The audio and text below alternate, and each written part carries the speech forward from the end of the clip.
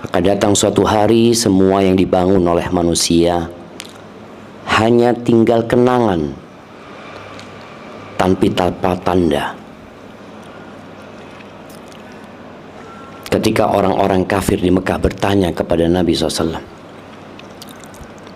kalau bangunan hancur, wajar mereka melihat. Tapi bagaimana dengan gunung-gunung? Kalau kita ke Mekah, kita melihat Mekah penuh dengan gunung-gunung. Dan di negeri kita pun banyak gunung-gunung. Dan tempat yang kita sedang berada di dalamnya, ini tempat yang agak tinggi dibandingkan tadi masjid kita yang sholat subuh di sana. Mereka bertanya, wa yas'alunaka 'anil jibal. Bagaimana ceritanya gunung-gunung itu? Faqul yansifuha rabbi nasfa. Katakan kepada mereka, Tuhanku akan menghancurkannya sehancur-hancurnya. Fayadharuha qa'an safsafa, la tara fiha 'iwajan wala amta. Allah akan jadikan bumi ini rata gitu loh. Sekarang bumi ini nggak rata. Ada dataran tinggi, ada dataran rendah. Ada gunung dan ada lembah.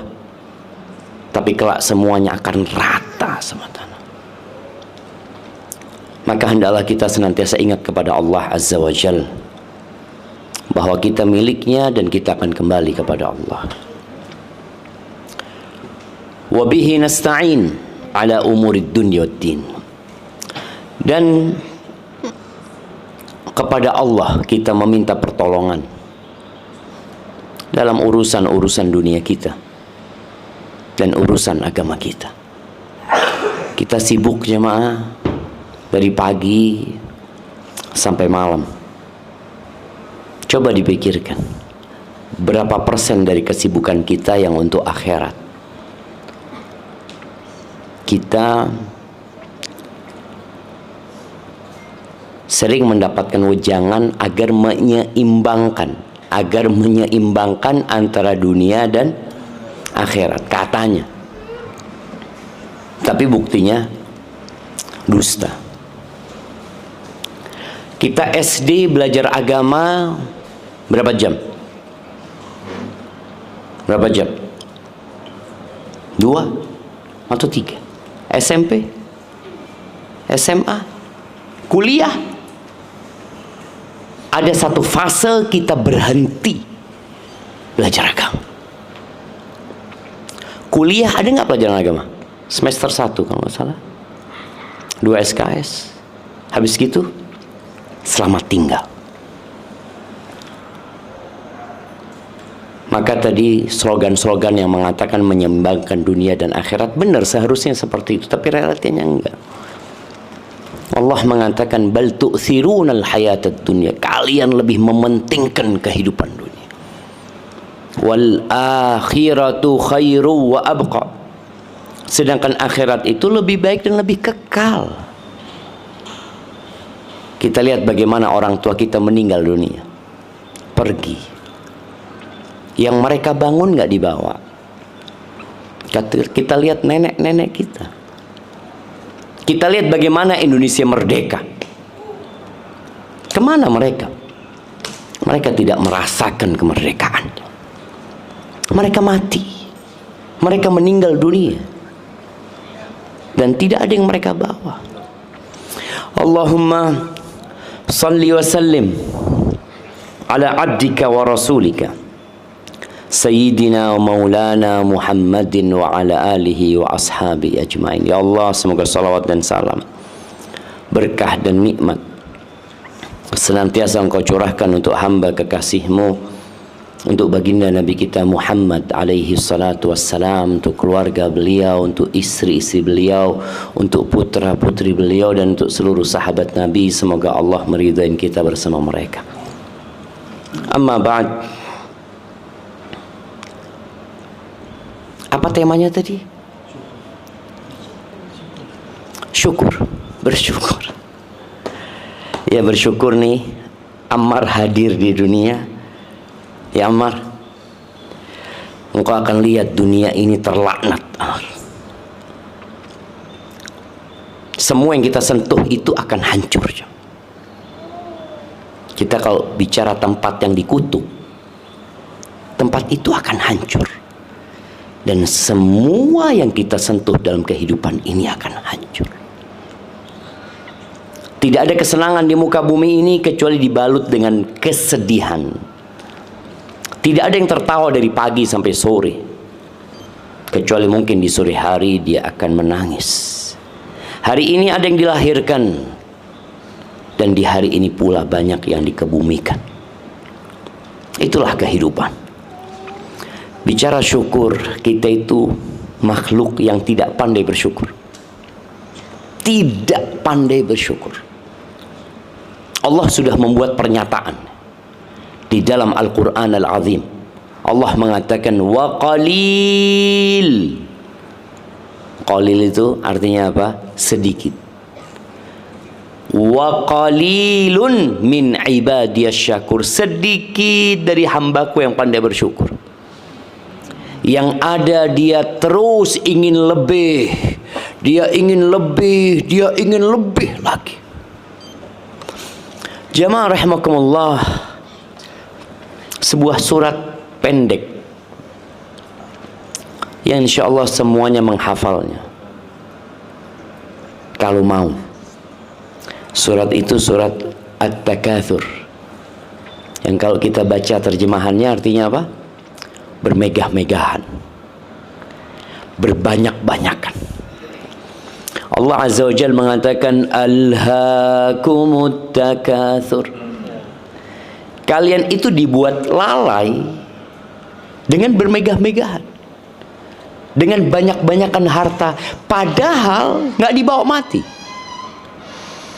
Sampai Nabi alaihissalatu wasallam mengatakan yaqulu ibnu Adam, anaknya Adam ini, manusia ini berkata, mali, mali, mali, hartaku, hartaku, kata dia. Itu rumah milikku, itu usahaku, itu mobilku, itu tanahku.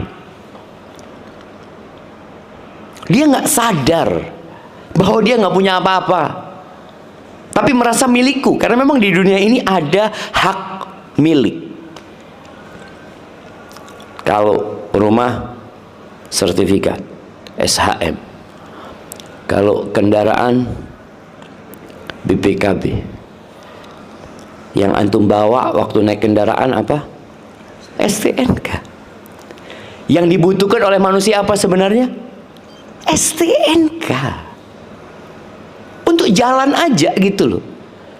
Ada orang bawa BPKB di mobilnya? Nggak ada. Dia mau tunjukin sama orang ini mobilku, nggak ada. Dia pakai, orang lihat, dia sudah milik dia seperti itu. Tapi ada dalam hati itu suka memiliki, padahal tidak memiliki apa-apa.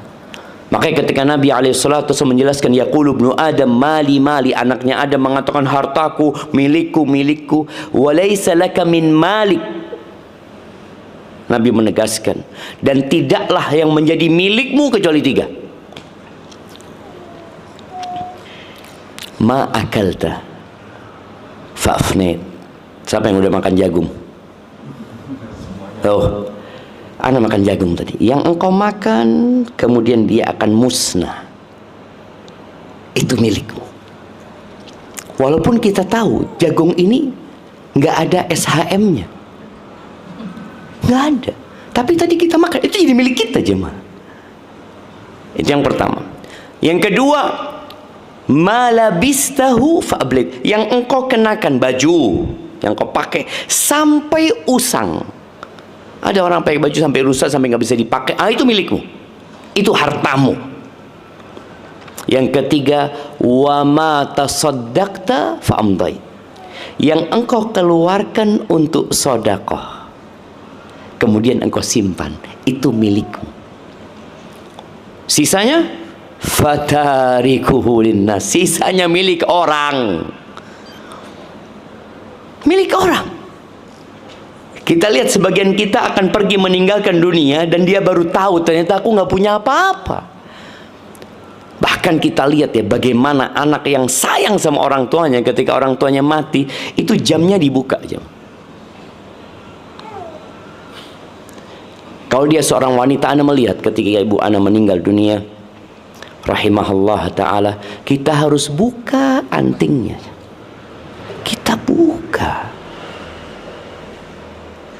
gelang yang dia pakai kita harus buka. Benar, dia nggak punya apa-apa jemaah. Tapi ambisi kepada dunia membuat kita lupa dengan harta kita.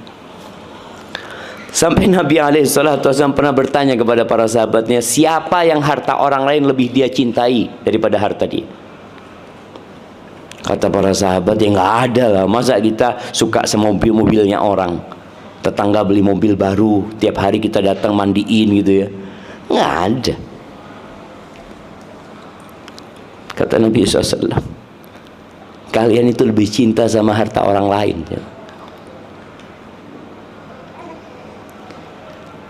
Harta yang kita kumpulkan ya di rekening punya siapa? Punya siapa? Punya orang lain. Kita ini hanya ngumpulin. Dan terbukti kita merasakan harta orang lain. Yang orang tuanya meninggal merasakan. Oh ternyata bukan hartanya bapak, hartanya aku. Dan kita nggak ambil pelajaran. Kita nanti akan seperti itu. Kita kerja, masukin rekening, kita tumpuk, kita beli tanah, kita beli rumah, ini itu. Coba tanyakan, milikmu? Bukan. Makanya usahakan tatkala kita bersedekah itu, ya paling tidak lebih banyak daripada yang kita simpan. Bisa seperti itu jemaah? Padahal milik kita loh, itu milik kita. Yang kita sedekahkan itu milik kita. Dan kita tahu ya, pada hari kiamat akan ada hisab. Ana ingin mengingatkan ini karena sebagian kita mungkin pernah bersedekah dengan jumlah besar. Mungkin pernah sedekah dengan jumlah 1 miliar, 2 miliar. Tapi mungkin ada orang-orang yang sedekahnya cuma 5.000. Bisakah 5.000 ini ngalahkan 2 miliar? Bisa jemaah. Allah itu maha adil. Pada hari kiamat perhitungan itu pakai persentase. Ingat persentase. Nabi SAW mengatakan sabaqa dirhamun mi'ata dinar. 1 dirham itu bisa mengalahkan 100 dinar. Dirham ini uang perak, dinar ini uang emas. 1 dirham ini ya mungkin 200.000. Bisa mengalahkan 500 juta. Gimana ceritanya 200.000 bisa mengalahkan 500 juta? Kita kan kadang-kadang bangga, oh anak sodako banyak anak. Kata Nabi SAW, tuh orang hanya punya uang 2 dirham. Uang dia cuma 2 dirham. Nggak punya lainnya dia, bas itu uang dia. Sebagian kita itu rumahnya ngontrak, nggak punya rumah dia. Kendaraannya ya kendaraan yang nggak mahal dia milikin. Dia punya gaji hanya segitu. Ada yang gajinya harian. Dia punya uang 2 dirham, anggap 400.000. 200.000 dia sedekahkan, dia infakkan. Berapa persen dari hartanya? 50%. Sedangkan orang yang sedekah 500 juta itu uangnya 1 triliun. Berapa persen jemaah? Jemaah, kalau 500 juta itu berapa persen dari 1 triliun? 0,05, nggak sampai 1%. Loh, enggak lah. 0,5. 1%-nya aja sudah. Wah, 1%-nya 10 M. 1%-nya itu 10 miliar. 1%. Dia ini 500 juta berarti 0,05%. Lebih banyak mana berarti sedekahnya sama yang 200.000 itu? 200.000 lebih banyak. Cuma kita kadang-kadang merasa sudah banyak, sedikit. Jadi kalau sedekah itu bandingkan dengan yang ditinggal. Bukan dilihat nominal yang dikeluarin, tapi bandingkan dengan yang tersisa. Kita kadang-kala ada kotak amal ngeluarin 100.000, seakan-akan banyak kan. di sebelah kita cuma ngeluarin 2.000. Kita merasa Masya Allah 100.000. Ternyata yang 2.000 cuma punya duit ya 2.000 itu dia, nggak punya lainnya. Terus gimana dia? Ya, ntar lagi kerja kata dia. Bismillah, rezeki ada dari Allah SWT. Maka kita perlu bermuhasabah tentang bagaimana kita memandang kepada dunia ini. Kita rakus dengan dunia yang tidak kita miliki dan kita tidak bawa mati. Rasul SAW pernah bertanya kepada Ad-Dhahhak, ya Dhahhak, ma ta'amuka? Dhahhak, apa makananmu? Dia mengatakan al-lahm wal laban. Kata dia, makananku daging sama susu. Kenapa? Ya di Mekah nggak ada pertanian jemaah, nggak ada perkebunan. Jadi kalau yang bilang diet keto itu ya mereka memang ya nggak ada lainnya, ya bukan diet mereka. Kalau ada roti ya dia makan roti itu, cuma kan nggak selalu ada. Kata dia daging sama susu. Berarti ini orang kaya juga jemaah. Ila madza yasir. Terus itu daging sama susu jadi apa? Jadi apa jemaah? Itu Dhahhak nggak berani ngomong deh. Dia mengatakan ila ma qad alimtahu ya Rasulullah. Menjadi sesuatu yang kau sudah mengetahuinya ya Rasul. Lalu kata Nabi SAW, innallaha daraba mat'ama ibn Adam mathalan lid dunya. Allah jadikan makanan manusia itu permisalan buat dunia. Permisalan buat dunia. Walaupun makanan itu dihiasi, ana nggak kebayang ya. Makanan itu dihiasi. Tapi sekarang ana bisa melihat bagaimana di restoran-restoran bintang 5 itu ya. Makanan itu dihias ya sama chefnya ya. Makannya cuma dikit jemaah, di model gini, model gini. Jadi apa nanti jemaah? Mau di model kayak apapun tetap jadi kotoran. Dan itu dunia jemaah. Terus nggak boleh kaya? Boleh kaya. Kata Nabi SAW, la ba'sa bil ghina, nggak apa-apa kaya itu nggak apa-apa. Tapi ada satu syarat. Apa syaratnya? Jemaah, apa syaratnya jadi orang kaya? Syaratnya takwa. Jadi pernah di Masjid Nabawi ini para sahabat ngomong urusan dunia, urusan fulus ya, ini itu. Belum ada Rasulullah SAW. Tahu-tahu Nabi keluar dari rumahnya. Mereka bertanya, ya Rasulullah, kita ini ngomong urusan kekayaan ini, kata dia. Kata Nabi SAW, la ba'sa bil ghina, nggak apa-apa kaya itu, limanittaqa, asalkan orang itu bertakwa. Sebagian kita ketika kaya ternyata semakin miskin. Apa yang menyebabkan dia semakin miskin? Ambisi. Ana dulu berpikir ya, orang kalau kaya itu enak hidupnya, ibadahnya lebih banyak. Mungkin dia bisa tiap hari hatam, baca 3 juz Al-Quran.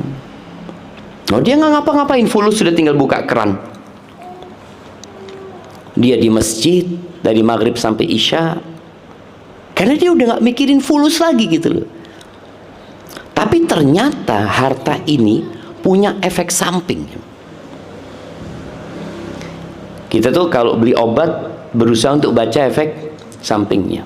Pernah nggak kita baca efek sampingnya harta? Apa sih? Kalau aku punya fulus ini, kira-kira seperti apa bahayanya buat aku? Ternyata orang yang kaya itu merasa nggak butuh. Kalau nggak butuh sama orang, nggak apa-apa. Tapi kalau sudah sampai nggak butuh sama Allah, itu yang bahaya. Doanya nggak lagi panjang. Orang kalau nggak punya itu doanya panjang. Karena dia nggak tahu besok makan apa. Sebagian kita tahu insya Allah 2 tahun lagi masih ada harta. Kalau dia nggak kerja, cukup gitu. Atau 10 tahun, cukup. Sehingga dia jadi memohonnya kepada Allah, jadi ini efek-efek samping ya. Artinya kita bisa hindarin hal itu. Makanya kata Allah Azza wa Jalla, innal insana la yatgha. Sesungguhnya manusia itu benar-benar melampaui batas. Kapan? Ketika dia merasa nggak butuh. Dan itu yang dikhawatirkan buat orang-orang yang punya harta lebih. Dan tadi disebutkan bahwasanya orang kaya itu bisa jadi miskin dia jiwanya.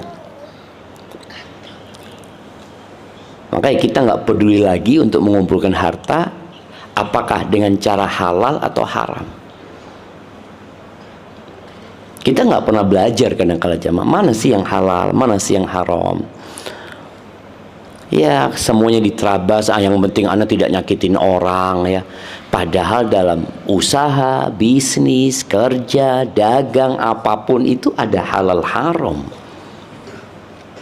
Akan datang satu masa, kata Nabi SAW, la yubalil mar'u. Datang satu masa orang nggak lagi peduli dari mana dia dapat harta, dari halal atau haram. Terus dia cari harta. Apa yang harus kita lakukan sekarang ini? Yang perlu kita lakukan adalah bermuhasabah, mengevaluasi kenapa kita kerja, jemaah. Untuk apa, jemaah? Buka usaha lagi, buka usaha lagi, buka usaha lagi, mati. Lalu terus buat apa sebenarnya? Maka jadikan ambisi kita itu akhirat.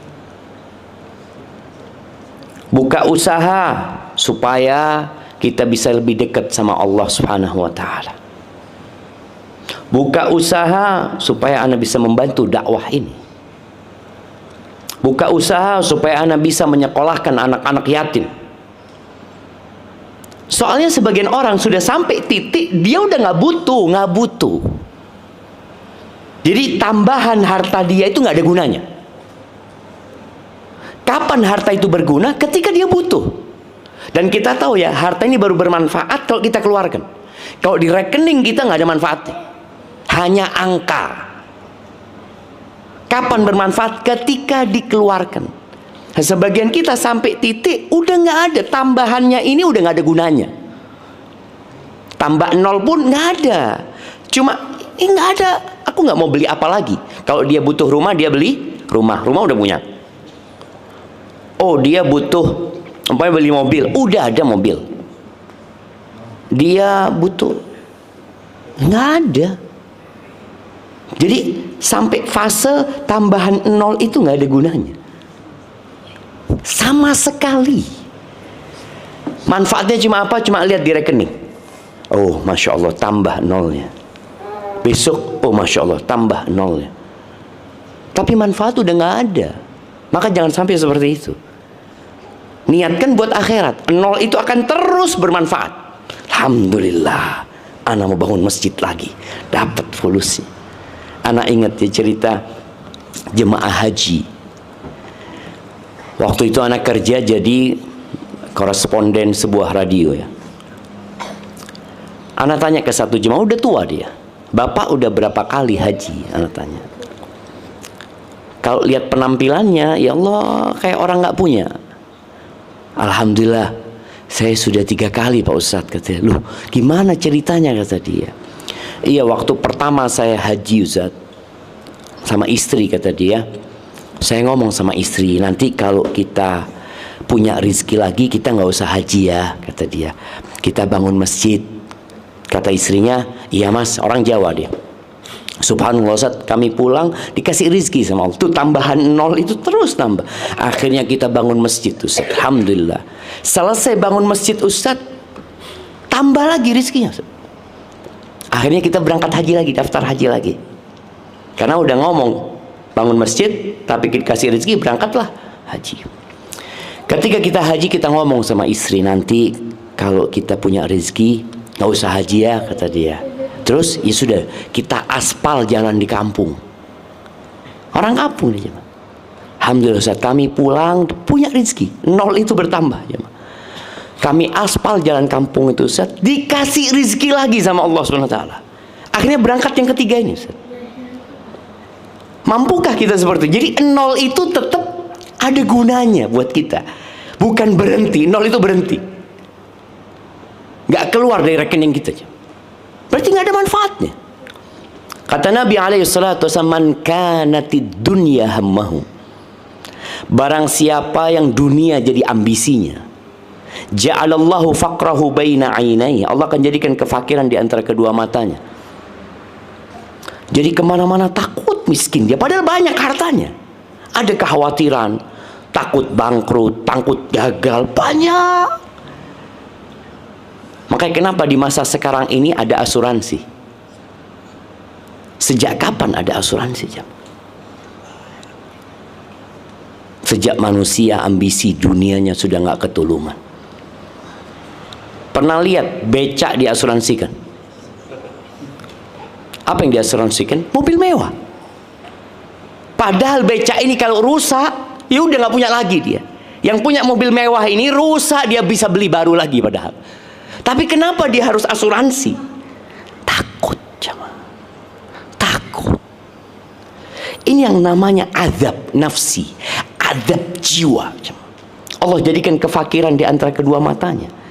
Mau tidur mikirin dunia, bangun tidur mikirin dunia. Wasyattata alaihi syamla, urusannya dicerai-beraikan, ruwet. Yang seharusnya dia sudah istirahat, enggak, tetap capek dia jemaah. Yang ketiga, walam ya'tihi minad dunya illa ma qaddara lahu. Dunia tidak akan datang kecuali yang sudah ditakar buat dia. Tadi yang kita bicarakan, yang dimakan, yang dipakai, yang disedekahkan. Bas itu aja yang datang. Cuma ambisi ini yang membuat dia lelah sebenarnya cuma. Tapi barang siapa yang akhirat ambisinya, ja'alallahu ghinahu fi qalbi. Allah jadikan hatinya kaya jemaah. Kaya. Ya, ini ikut tingkatan iman ya. Antum lihat Abu Bakar bisa sodakoh dengan semua hartanya. Semuanya jemaah. Umar bisa sodakoh dengan setengah hartanya.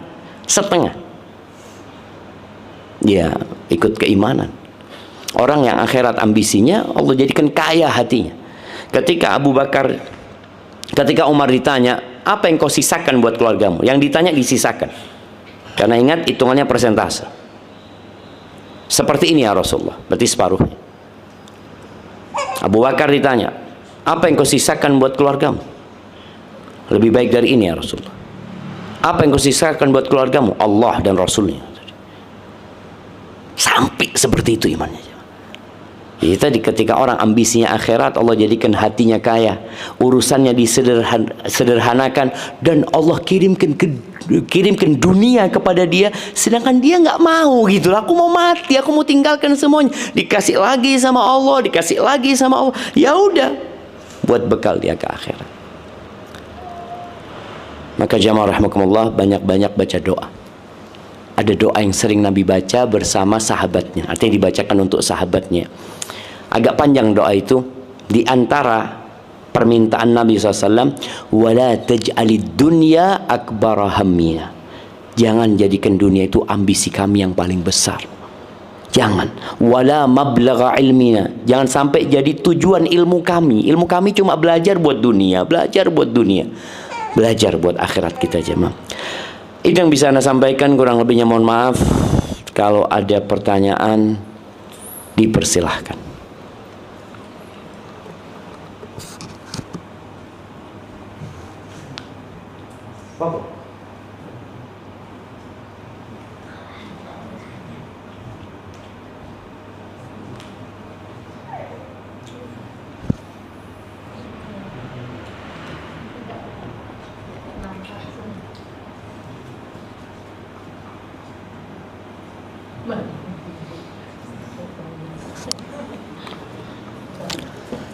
Nah, silahkan.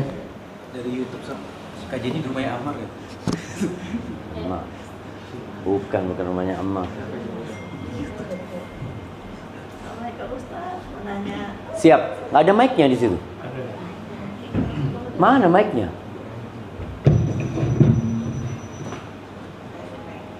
Oh, disimpan sama bapak-bapak mic-nya. Ya, Bapak. Bismillahirrahmanirrahim. Assalamualaikum warahmatullahi wabarakatuh. Waalaikumsalam warahmatullahi wabarakatuh. Alhamdulillah, syukurillah pagi ini saya masih dalam keadaan sehat walafiat, beri hidayah oleh Allah Subhanahu wa taala untuk Amin. mengikuti datang kajian yang Bapak Ustadz berikan. Alhamdulillah saya sudah mendengar beberapa materi yang Ustadz sampaikan pagi ini. Baru saya tahu bahwa di dalam kita bersedekah itu kita harus menghitung persentase berapa yang tertinggal dengan kita. Jadi walaupun yang kita kasih banyak, tetapi masih banyak berlebih pada diri kita, itu ternyata tidak ada manfaatnya dan tidak berguna. Lebih baik mengasih 2.000 tetapi memang dia tidak ada yang disimpan. Nah, ini sudah saya ketahui bahwa bagaimana cara kita secara teori memang kita mengetahui persentase dalam membagikan zakat atau mengeluarkan rezeki yang kita punya. Ini bagaimana caranya kita mengapakan diri kita, Ustadz? Kita tahu secara teori ini demikian jalannya, tapi dalam prakteknya itu kadang susah sekali kita untuk menyatukan hati dan pikiran kita. Secara hati benar, tapi pikiran melakukannya lain gitu, Ustaz. Jadi bagaimana kita bisa mensejajarkan antara pikiran dan hati yang udah saya dapat pagi ini. Alhamdulillah, syukurillah materi yang begitu bagus. Ternyata kita bersedekah itu bukan banyak nilai banyaknya, tetapi berapa yang tersimpan terduduk pada diri kita. Mungkin saya hanya ingin mendengar bagaimana cara kita menyatukan hati dan pikiran kita di dalam masalah ini, Ustaz. Terima kasih. Assalamualaikum warahmatullahi wabarakatuh. Waalaikumsalam warahmatullahi wabarakatuh. Masya Allah jamaah. Ya, ini pertanyaan yang menarik sekali ya. Soalnya pikiran kadang-kala nggak sejalan sama hati. Ilmu yang kita milikin, tapi ternyata hati kita belum bisa menjalankannya. Konsep sedekah dalam Islam ini ada sedekah wajib. Kita tahu sedekah wajib itu zakat 2,5%. Itu yang wajib. Tapi kalau bicara ingin lebih, maka kita ingin mencari derajat yang lebih tinggi di surga Allah Azza wa Jalla.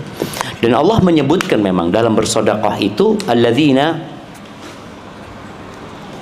yunfiquna fis sarra wa dharra. Allah menyebutkan orang-orang bertakwa itu berinfak dalam kondisi sempit dan lapang. Sebagian kita baru bersedekah kalau banyak hartanya. Enggak. Orang beriman itu engkau nggak punya, tetap sedekah, bisa sedekah. Walaupun tadi nominalnya nggak banyak, padahal hitungannya banyak di sisi Allah Subhanahu wa taala. Memang semua itu dimulai dari bawah. Ana rasakan, dan insya Allah semua merasakannya. Ketika uang kita sedikit, kita itu sedekah banyak aman. Kita mau yang punya duit 10.000, mau sedekah 5.000 itu bisa. Cuma 5.000, padahal itu setengah harta kita. Kemudian ketika kita punya duit 100.000, bisakah kita sedekah 50.000? Masih bisa. 50.000, insya Allah ntar cari lagi gitu kan. Padahal 50%. Ketika uang kita 1 juta, mau sedekah 500.000 mulai berat. Padahal nilai 500.000 itu sama dengan 5.000, nggak ada bedanya, sama persis. Ketika kita punya uang 1 M, mampukah kita sedekah 500 juta? Padahal sama dengan 5.000, sama. Masalahnya di mana? Cinta dunia, hubbud dunya. Makanya agar kita bisa menyelaraskan pikiran dan hati itu, diantaranya adalah dengan mengingat akhirat. Salah satu caranya adalah dengan ziarah kubur. Orang ketika lihat bapaknya, bapak mungkin yang dulu punya usaha besar, ya Allah nggak ada yang dibawa sama bapak ya, ditinggalkan buat anak-anaknya. Dan kadangkala aku, mamanya seorang ibu, anak-anakku sudah mapan semuanya. Buat apa hartaku? Ya seharusnya buat aku gitu loh. Buat aku, anakku sudah Masya Allah semuanya. Maka bagaimana dia menyelaraskan pikiran dan hati ini? Tadi salah satunya dengan memperbanyak mengingat kematian, ya, kemudian mengingat akhirat.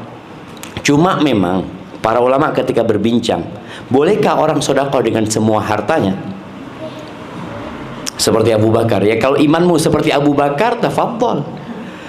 Jangan pulang nanti mengeluh uangnya habis gitu. Kalau nggak mampu seperti imannya Umar, ya separuhnya. Umar kan hanya separuhnya yang dia berikan. Jadi jangan berlebih-lebihan bersedekah dan jangan bakhil. Jadi paling tidak tetap pikiran kita dipakai, tapi hati kita menjadi pemandu tatkala kita beramal. Dan ingat jemaah, ada syarat diterimanya sedekah kita, yaitu ikhlas lillahi ta'ala. Dan kalau bisa kita ini punya amalan yang tersembunyi. Sedekah suami nggak tahu, sedekah anak nggak tahu, suami juga sedekah istri nggak tahu. Istri sedekah suami nggak tahu, nggak apa-apa, yang penting jangan pakai duitnya suami. Ini sedekah pakai duitnya sendiri gitu loh. Kalau pakai duitnya suami, mau nggak mau harus pakai izin suaminya. Kemudian tadi berdoa agar kita dikuatkan keyakinan kita dengan akhirat, dan kita memandang kepada dunia ini benar-benar hina. Makanya ketika Nabi SAW tidur, ya, di atas kasur yang dari tikar, dari daunnya kurma itu, bekas di perutnya Nabi SAW ada garis-garis, ya. Umar nangis. Dia mengatakan, ya Rasulullah, Kaisar Romawi, Kisra Raja Persia hidup dalam kelezatan, kenyamanan, dan engkau hidup seperti ini ya Rasulullah. Apa kata Nabi SAW? Mali walid dunya. Apa urusanku sama dunia, Umar? Innama mathali wa mathalud dunya karakibin. Aku ini hidup di dunia ini seperti seorang pengendara istadalla tahta syajarah, yang berteduh di bawah pohon, kemudian pergi meninggalkan pohon itu selama-lamanya. Jadi kita di dunia ini cuma di rest area cuma. Ada orang di rest area bangun rumah? Nggak ada. Udah kita ke toilet apa, bawa keperluan, berangkat lagi. Itulah permisalan Nabi SAW dengan dunia. Udah, aku mau pergi, dan betul Nabi sudah pergi SAW, dan kita pun akan pergi. Maka memandang dunia dengan pandangan yang benar itu akan membuat kita, ya insya Allah kalau sedekah tadi mikirnya, oh alhamdulillah, mamanya kita punya uang 100 juta, kita sedekah 50 juta, alhamdulillah 50 juta yang aku kirim di sana. Hadza wallahu a'lam bissawab. Nah, iya silahkan kalau ada yang lainnya.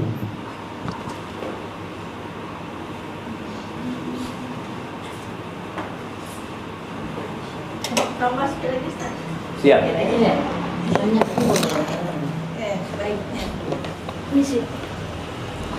Terima kasih. Terima kasih Pak Ustadz. Jadi setelah saya mendengar dari penyampaian yang Ustadz sampaikan, berarti kalau kita mengetahui bahwa hidup kita ini di dunia ini hanya sementara, akhirat yang nyata dan lebih di sana, berarti kita tak perlulah kaya-kaya ya Ustaz di dunia ini gitu. Tapi kadang yang namanya kita manusia ini kan kebutuhannya kan, keinginan boleh katakan ada, karena kita bukan malaikat kan Ustaz. Kita manusia biasa. Jadi kalau udah tengok kajian ini kan berarti kita tidak perlulah kaya-kaya banyak duit, yang penting hati kita untuk mempersiapkan akhirat itu. Tapi bagaimana ya cara kita menanam hati kita itu supaya bisa mengarah ke sana itu Ustaz. Mungkin itu saja. Assalamualaikum warahmatullahi wabarakatuh. Waalaikumsalam warahmatullahi wabarakatuh. Oh Masya Allah, Masya Allah. Mana Bang Riko? Masya Allah, barakallahu fikum ya. Salam buat beliau. Iya, kalau bicara nggak perlu kaya-kaya, perlu kaya. Perlu kaya. Kan Nabi SAW mengatakan la ba'sa bil ghina, nggak apa-apa kaya itu, asalkan bertakwa. Tadi kalau orang muslim itu kaya, uangnya 1 juta, dia sedekah 500.000, Masya Allah manfaatnya kan banyak, sisanya 500.000. Kalau dia punya uang 10 miliar, sedekahnya 5 miliar, Masya Allah kan, manfaatnya buat umat itu besar. Jadi kalau bicara kaya itu nggak apa-apa, yang penting bertakwa. Namun tadi jangan sampai kita sampai di satu titik nol itu cuma nambah tapi nggak keluar. Nolnya nambah loh. Yang dikeluarkan berapa? Tetap 100 juta mamanya. Saya alhamdulillah Ustaz, tiap tahun saya sedekah 100 juta. Padahal nolnya sudah nambah dia. Seharusnya 100 juta itu juga nambah nolnya 1. Jadi tetap berpikir persentase tadi. Kaya silahkan. Kalau bicara kebutuhan manusia itu terbatas. Baju manusia butuh berapa? 2 lah, 1 dipakai, 1 dicuci. Tas, mama butuh tas berapa? Mama butuh tas berapa? Mama tasnya sama dengan warna bajunya. Kalau bajunya 10, tasnya 10. Itu keinginan, bukan kebutuhan. Dan kalau bicara keinginan, ya keinginan nggak ada batasannya, nggak ada batasannya. Kita punya mobil ini, kepingin punya mobil ini, maka kita punya handphone. Perusahaan-perusahaan ini kan memang bikin handphone itu berusaha dia untuk menggabungkan kebutuhan dengan keinginan, padahal lebih banyak keinginannya. Kalau butuh, banyak orang tua butuh HP apa? Ya bisa buat telepon, bisa buat WA, selesai. Tapi kalau keinginan, Masya Allah, kepingin yang kameranya 7 supaya lebih keren, momen seperti. Jadi kalau keinginan itu memang nggak ada batasannya. Nah, kita yang harus mengerem keinginan itu. Tapi kalau kaya butuh tadi, karena umat butuh gitu loh. Dan kita butuh buat akhirat kita. Makanya pernah di masa Nabi SAW, orang-orang miskin itu ngeluh. Datang kepada Rasul SAW mengatakan, ya Rasulullah, zahaba ahlud duthur bil ujur. Ya Rasul, itu orang-orang kaya borong pahala mereka. Kata Nabi SAW, gimana kata dia? Yusalluna kama nusalli. Mereka sholat seperti kita sholat, sama. Yasumuna kama nasum. Mereka puasa, kita puasa. Orang kaya sama miskin sama di sini. Puasa sama, sholat sama.